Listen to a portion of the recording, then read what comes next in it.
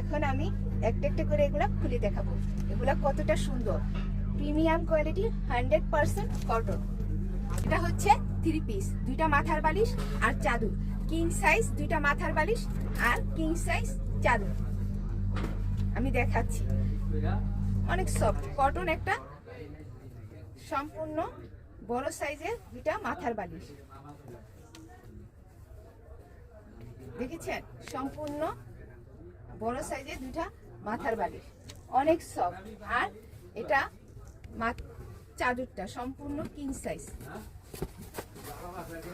আমি এখন খুলে দেখাচ্ছি।